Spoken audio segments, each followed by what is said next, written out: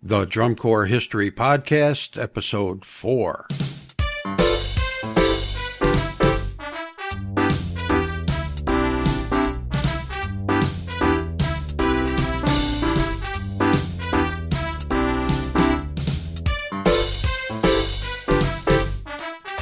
The Drum Corps History Podcast, a deeper look into Drum Corps history.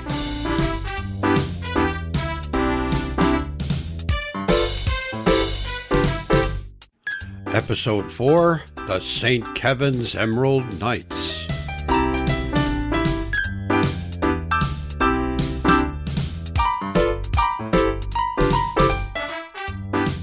This podcast is produced and sponsored by Diceman-Radio.com. Welcome back to the Drum Corps History Podcast. My name is Ron Allard from Diceman Radio. In this episode, we're going to discuss the St. Kevin's Emerald Knights. The following contains material written by Paul Flaherty and submitted to the History of Drum and Bugle Corps Volume 2, published by Steve Vickers of Drum Corps World. Quote, the observations that follow are based on my experiences with one of the finest and most entertaining corps to perform in the quest for fame and glory in the 50s and the 60s, unquote.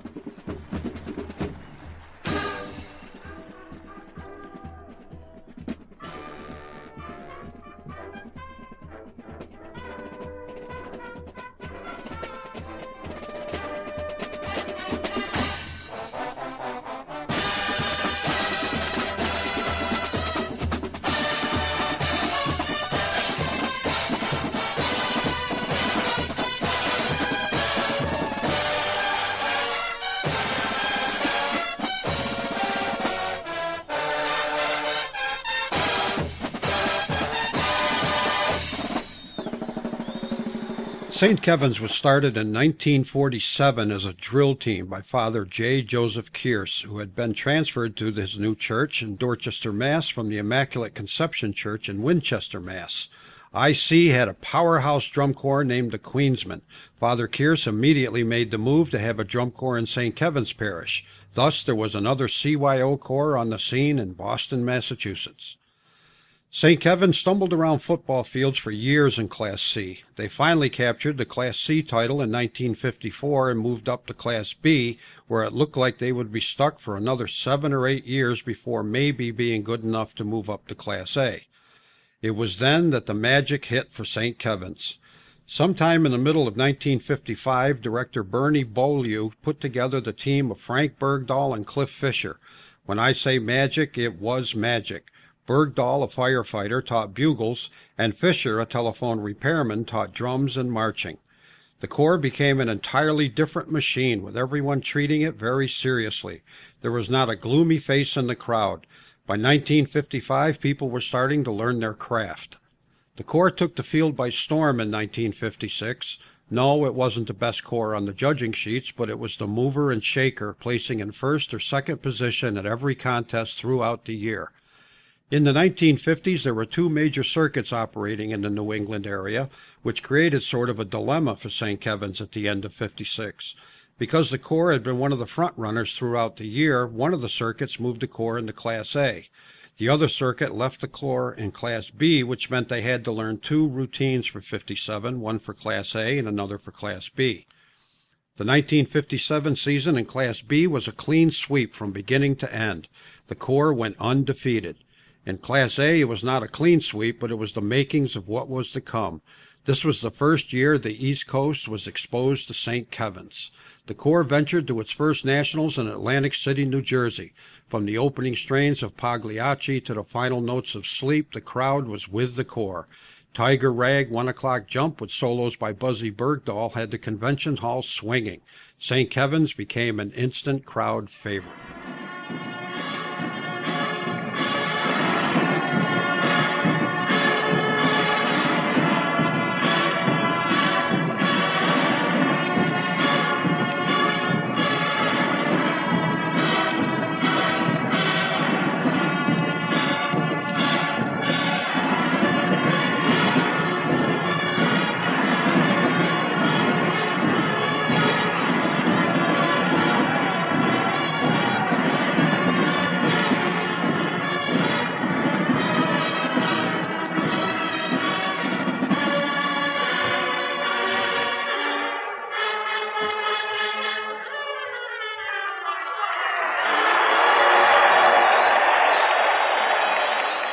Interestingly, the Corps was lucky to be in the final 10 at all.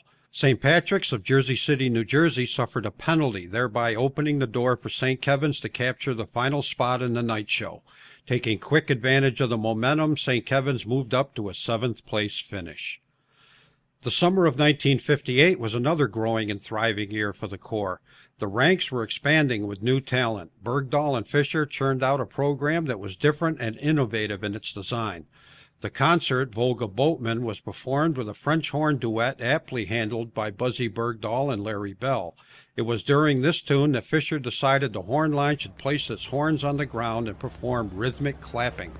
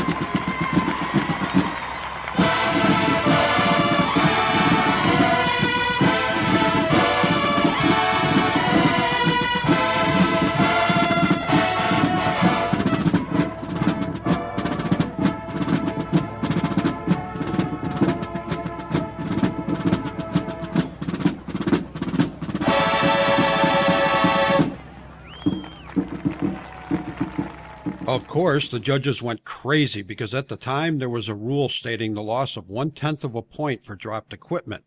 At the conclusion of the judging, because it was such a trauma for the judges, Fisher argued that the equipment was in fact placed and not dropped, thus there should be no loss to the Corps. This new rule was entered into the books titled Deliberate Placement. This was not the last time St. Kevin's would create a change for the activity. St. Kevin's placed 4th at the VFW Nationals in 1958. During this year, the Corps was joined by a new director-manager, Ed Rooney. He immediately made some noticeable changes, the most evident being removal of gold from the uniform. He replaced it with red. This was the birth of the name the Christmas Tree Corps because the uniform was now a combination of red, white, and green. In 1959, St. Kevin's became the sole reigning champion in the New England area, winning all of the New England area competitions, and then heading south to Roosevelt Stadium for their first time at the National Dream Competition. They won the contest in the hearts of everyone in New Jersey.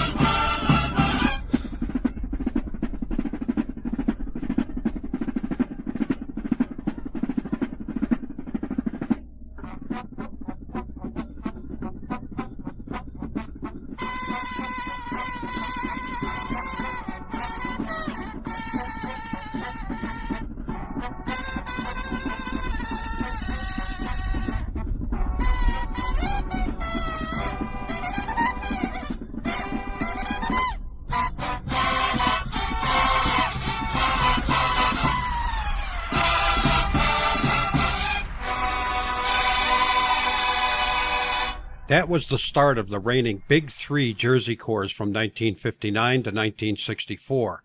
Blessed Sacrament Golden Knights, Garfield Cadets, and St. Kevin's Emerald Knights. No, that's not a mistake. The whole New Jersey Drum Corps Society opened their doors to St. Kevin's and welcomed the Corps as an official Jersey unit, an honor that was a first and has not been afforded since. In 1960, St. Kevin's was having another banner growing year. With the advent of new instrumentation, Bergdahl was able to put together a musical repertoire that is still touted as one of the greatest routines ever. The Corps was trading wins and seconds throughout the year, and then came the VFW Nationals in Detroit, Michigan. Talk about omens. St. Kevin's stayed at the Cavalier Motel, attended Mass at the Blessed Sacrament Church, and lined up for the parade on Garfield Avenue. Is that eerie or what? First in the prelims and rolling to a national championship easily. Hey, what's going on here? Who are those people on the other side of the sideline? Wham, bam, tick, tick, tick, and there goes the national title. Should have been more careful in lining up on the starting line. However, St. Kevin's went on to capture its second straight National Dream title.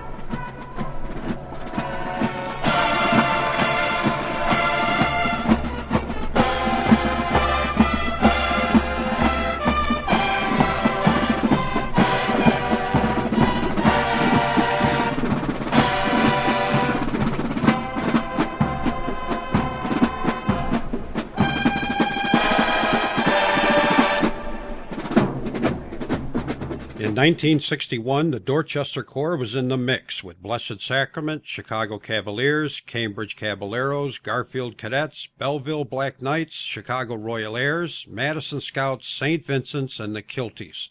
Once again, St. Kevin's captured the National Dream Trophy, winning the title for 3 years running and retiring the trophy.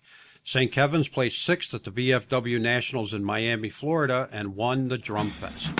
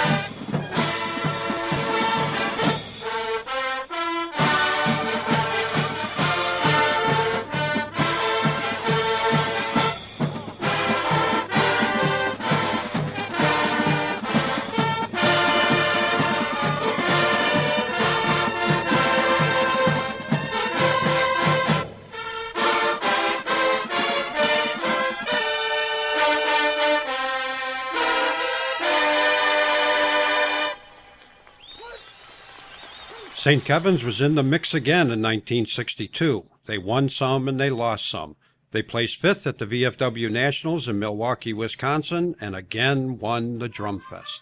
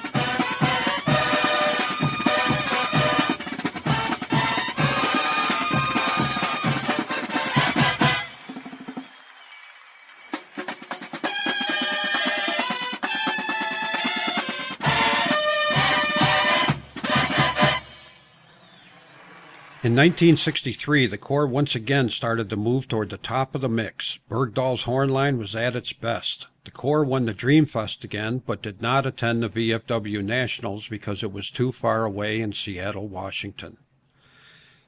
There were few age-outs from the horn and drum lines, so they remained mostly intact for 1964. The Corps had a big new sound and tough charts, but a line that was capable. Then there was trouble in the ranks. Physical fighting, dissension, dissatisfaction, degeneration of a foundation, resulting in the loss of Rooney, Bergdahl, and Fisher.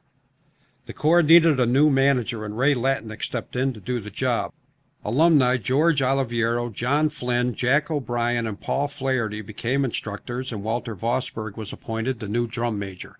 The Corps still had Sheila Kennedy Flaherty as the color guard instructor. She was the person who introduced the big working guards to the drum corps scene, another first for St. Kevin's. The Corps held together after drafting some younger members from the feeder corps, the Gems, early in the season to fill the ranks. They didn't have the luxury of a break-in period. They had to learn immediately. The beginning of the year was a disaster. The Corps was losing by points, not tenths. But everyone kept working, practicing 7 days a week, and the Corps slowly moved up in the rankings. At Nationals time, the character of the Corps came through.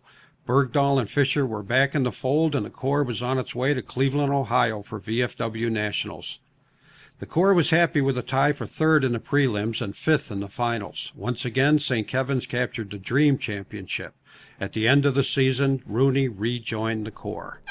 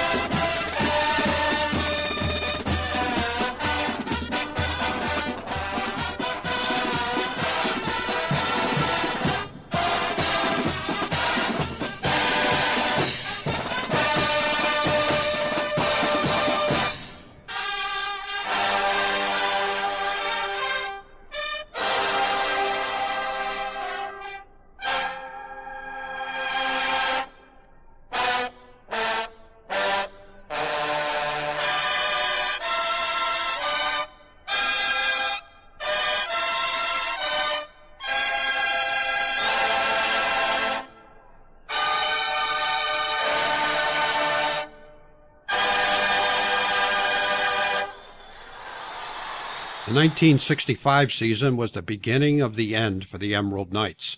It was not a quick downhill run, but rather a slow change eating away at the core of the activity in Dorchester, Mass.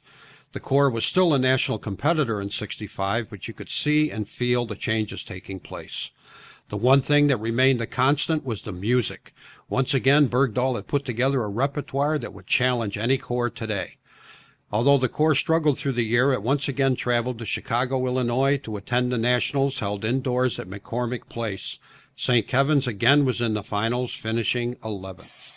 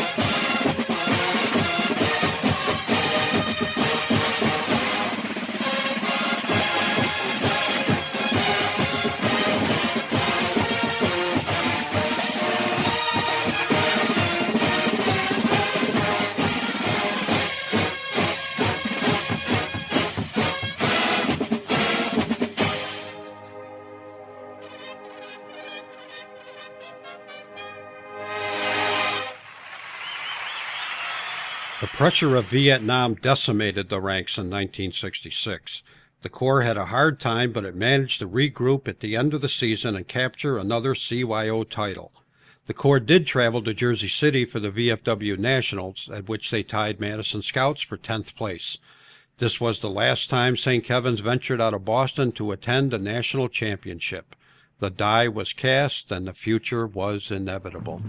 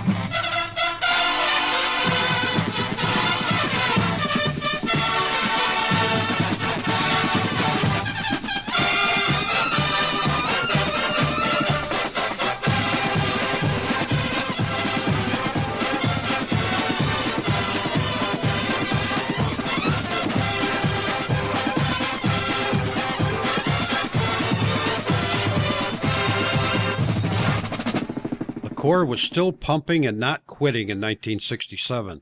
The character and enthusiasm of the kids never left. Everything was working to succeed, but to no avail. It was just not coming together. The Nationals were scheduled to be in Boston. How could St. Kevin's not be there? What could they do to ensure they would maintain the unbroken streak of having been in the finals of every Nationals they had attended? The Corps selected the best of what it had and drove every rehearsal in that direction until it was top-caliber competitive quality.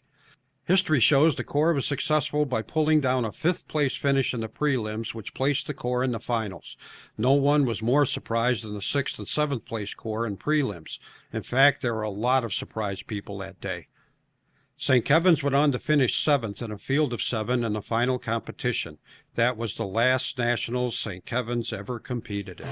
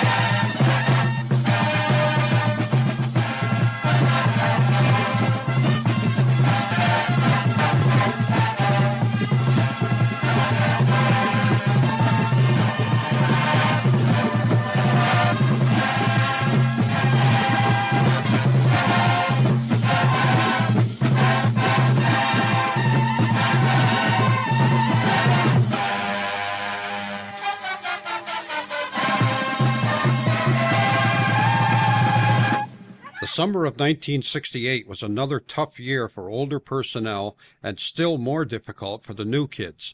The older members still had their memories, but the younger, newer ones wanted to make memories of their own. It was not to be. At the end of the 1968 season, Rooney, Fisher, and Bergdahl resigned. Flaherty was appointed director, and his job was not going to be easy. The 1969 season was the final year of existence for St. Kevin's Emerald Knights as a junior corps. It was finished. The fat lady was standing in the end zone, and through it all, the kids never gave up. The 1969 corps hit that starting line with as much zeal and enthusiasm as any of its predecessors.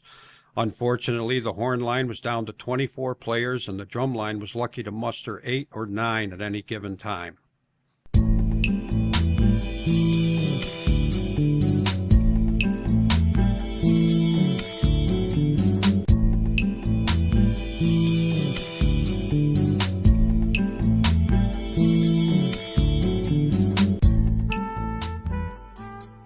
The St. Kevin's Emerald Knights Senior Drum and Bugle Corps was organized in late 1999 to perform at what was to be a Millennium Reunion in March of the Millennium Year 2000. After the reunion, it was decided by the members to continue performing. Since that time, they have been performing up and down the East Coast of the United States, but their favorite venue is Plymouth, Mass. At Thanksgiving. St. Kevin's debuted at the America's Hometown Celebration in the year 2001 and have been coming back every year. For the past 11 years, they have been performing the traditional charts as composed for the St. Kevin Emerald Knights Junior Drum and Bugle Corps of the 50s and 60s. Recently, they added more contemporary arrangements for their audience. They are still playing tunes from those traditional charts. However, they have added a new Bergdahl-Tobin team, injecting some fresh, bullish, and exciting music that they hope you will enjoy.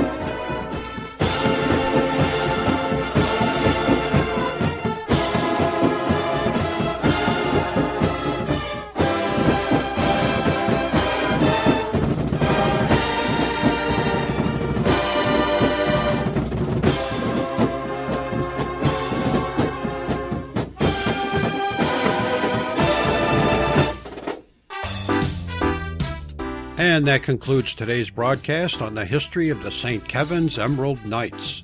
Please join us again next time as we take a deeper look into drum corps history.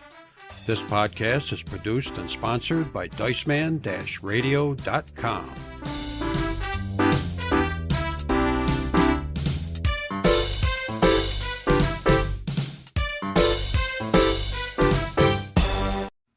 The Drum Corps History Podcast, Episode 6.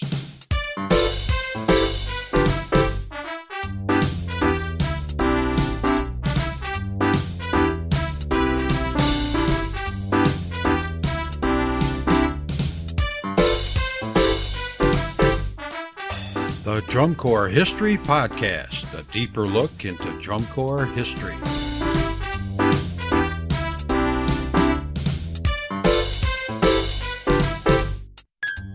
Today's episode, the Audubon Bonbons.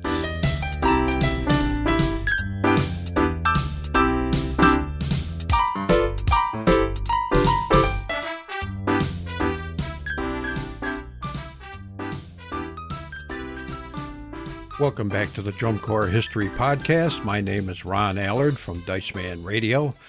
This episode, we're going to discuss the Audubon Bonbons. The following material comes from A History of Drum and Bugle Corps, Volume 2, published by Steve Vickers of Drum Corps World, and this article was written by William Rip Bernert. The true beginning of marching and maneuvering drum and bugle corps started prior to World War II in New York City, Philadelphia, New England, and North and South Jersey. Many units from that era faded at the start of the war. During the war years, notable junior corps emerged in the East. To name a few, the Holy Name Cadets, St. Vincent's Cadets, Irvington SAL from North Jersey, Upper Darby American Legion, Howard C. McCall and Raymond Osmond from the Philadelphia area, and Haddon Heights in South Jersey. Immediately after the war, senior corps emerged from some of these pre-war junior corps, namely Garbarina from New York City, the Hawthorne Caballeros from North Jersey, the Jersey Joes from Riverside, South Jersey, the Yankee Rebels from Baltimore, Maryland, Archer Epler and the Riley Raiders from Philadelphia. Joining them were the Princemen from Malden, Massachusetts. These junior and senior corps, along with others, started producing music and intricate drills never heard or seen before. Their performances entertained packed stadiums and were directly responsible for the growth of hundreds of drum corps throughout the United States and Canada. At this time, senior corps consisted of all men, and the junior corps consisted of boys, while some corps added girls into the color guard or as guidons or majorettes. The exception to this rule was a corps that started in 1938 from a small town in South Jersey called Audubon, under the direction of the Bernert family. The Murray Trout American Legion post of Audubon originally sponsored the corps. The group was conceived in major part because of the challenge put forth by the post to Joseph Bernert Sr. to develop an activity for girls, since most of these corps at the time were focused on boys. Interestingly, Bernert and his wife Florence had 2 sons and no daughters. He took the challenge seriously and ultimately engaged the whole family in a lifelong quest that opened up the male-dominated activity to females. The first 2 years, 1938 through 1940, were devoted to training and performances and parades. In 1941, the Corps entered its first field competitions against Philadelphia and South Jersey Corps. In 1946, because of the just-ended war, the New Jersey State competition was for parade corps rather than field competition. The drum corps world was shocked when an all-girl corps not only won the parade, but in doing so became the 1946 New Jersey State champions. Thereafter, the corps progressed under the direction and determination of the Bernert family. One of the Bernert sons, Bill, was encouraged to support the family quest by teaching marching as well as their ultimately championship indoor color guards, arranging music, and teaching the horn line. Their other son, Joe, came on in the 1960s to work with the growing size of the field color guard. The Bernerts combined their strengths of family, great management skills, discipline, and devotion to their girls to produce a string of quality programs. As Audubon progressed, other all-girl corps emerged. Some lasted for a while, but most failed quickly due to the lack of management skills and discipline so apparent in Audubon. In those early days, from the 40s to the mid-50s, it was very difficult for Audubon since the Corps was successful against the lower and middle-rated corps, but never against the elite corps of the era. Simply stated, the judges of the time were all men, and the accepted mentality of that time was that girls could not compete on the same level as boys. Comments such as, "You do a very nice job for girls," were common. The Bernhards, along with their girls, continued on with their quest to beat the big corps. In spite of suggested prejudice, Audubon managed to become runner-up to perennial champion St. Vincent's Cadets at the VFW Nationals in 1953 by 1/10 of a point.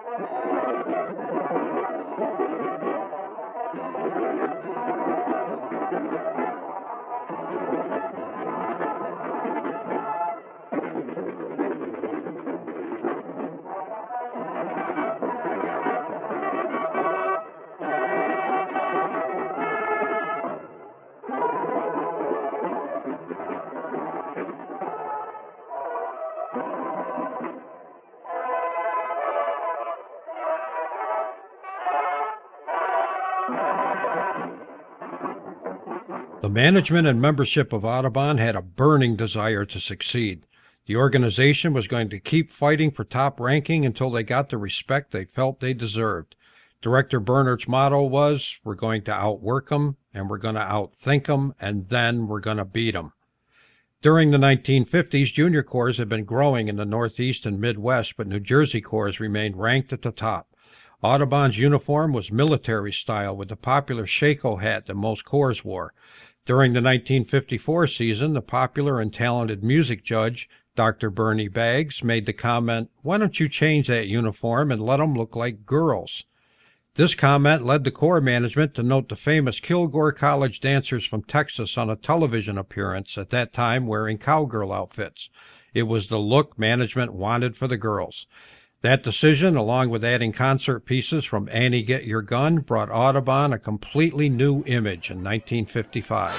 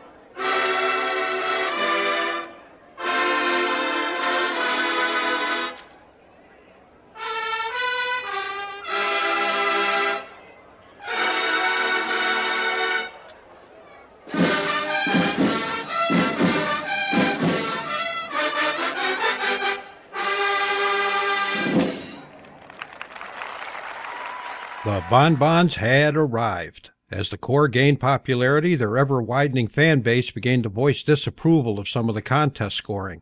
Slowly, some of the judges started to pay attention. Many began to recognize the ability of the girls and allowed them to be competitive in this previously male arena. In 1956, the Corps defeated several of the elite corps at various shows, but it wasn't until the final show of that 1956 season that Audubon won over all the top corps.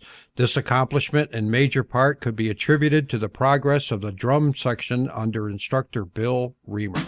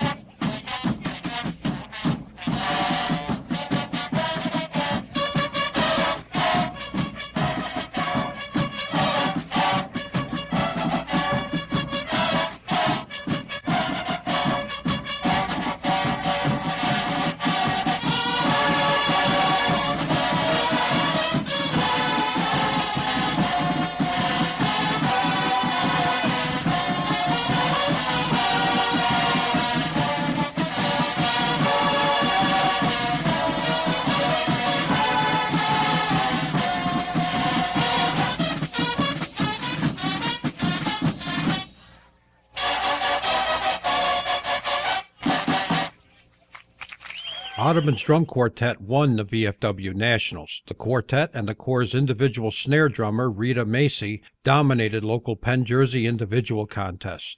The girls got noticed. Each contest win propelled the Corps into believing it had arrived and was ready to contend at the national level.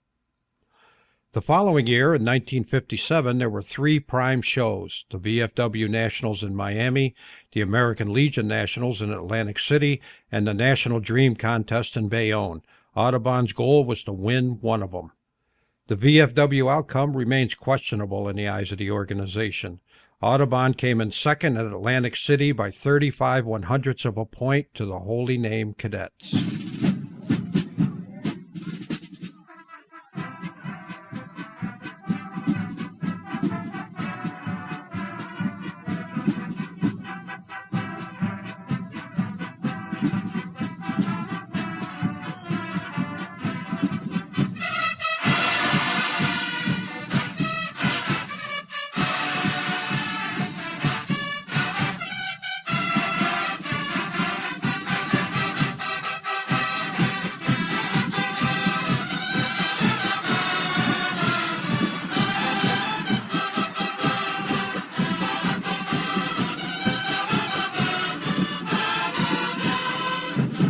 This was one of the top shows of that time, with a great field that included Blessed Sacrament Golden Knights, St. Vincent's Cadets, Hyde Park Crusaders, and St. Kevin's Emerald Knights.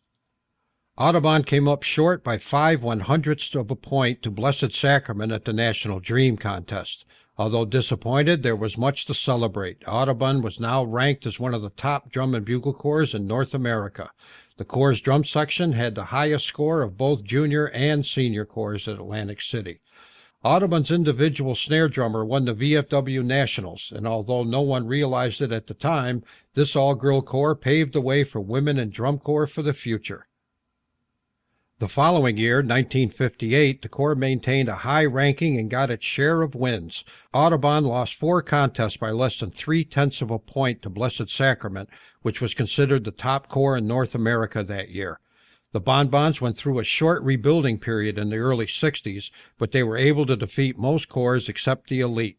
Audubon had the highest music score of both juniors and seniors at the 1960 American Legion Nationals in Miami.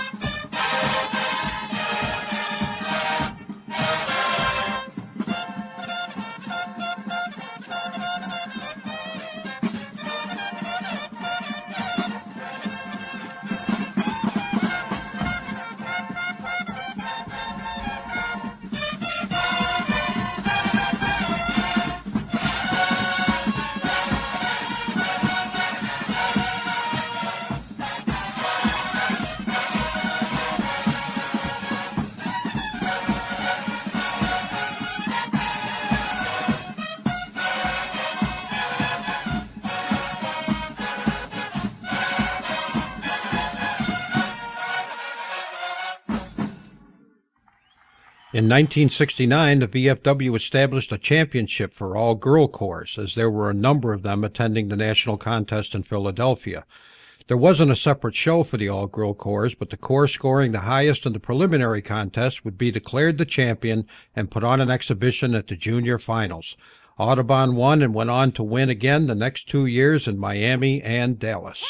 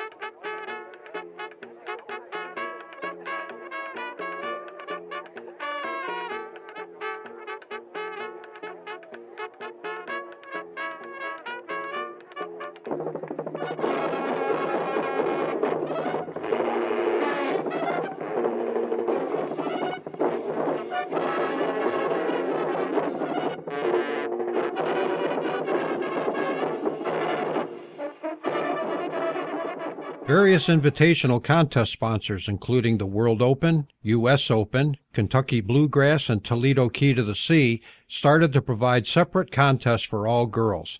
Although the goals were higher than winning an all-girl contest, Audubon realized that the times were changing and the all-girl contests were a place that the Bonbons could find success.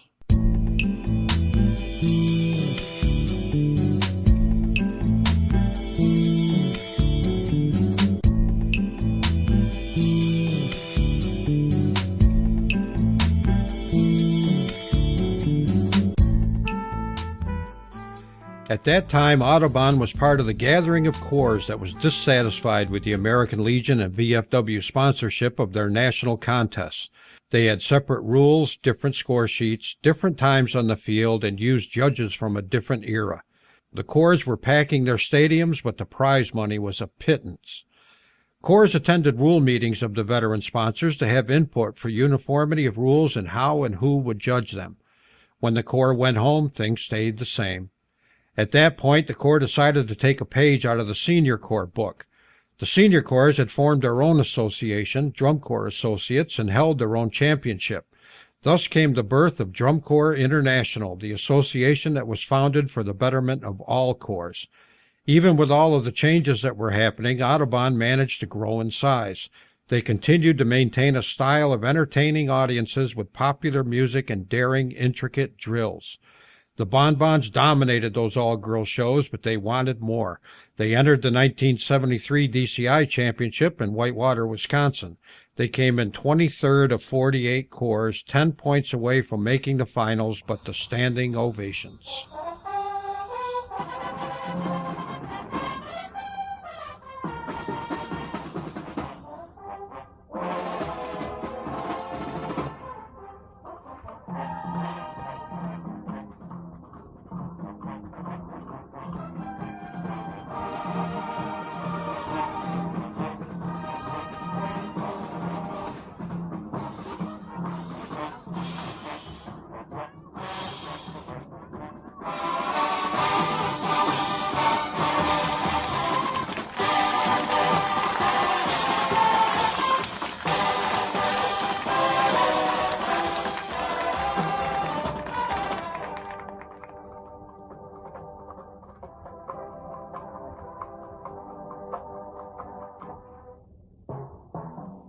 Comments on the judges' tapes and score sheets were a shot of reality.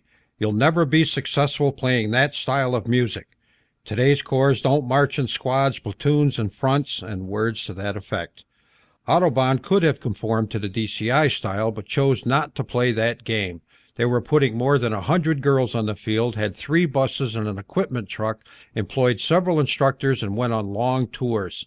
This was a huge undertaking for a corps from a small town. The corps could have kept going at the local level with success, and it did for a while. But as time went on, the DCI influence on judging overcame the corps' style. The organization started to deteriorate in the mid-'70s. In the Audubon organization's opinion, DCI was not the total reason for the demise of the bonbons and other corps, but it certainly was a huge part of it. From the beginning, DCI made it financially impossible for a small market corps to exist. Audubon finally realized the approach to entertainment first could no longer succeed at any level. The Audubon All-Girls Drum and Bugle Corps, the Bonbons, folded in 1977.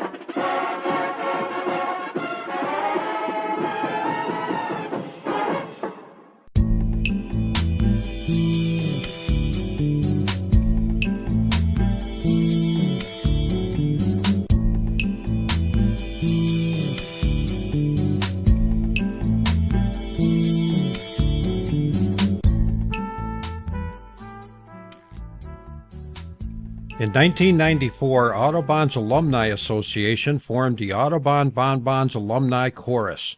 The chorus is a reminder of the diligent effort that pioneered a female's place in drum corps and qualifies Audubon as a huge history maker in the roots of drum and bugle corps.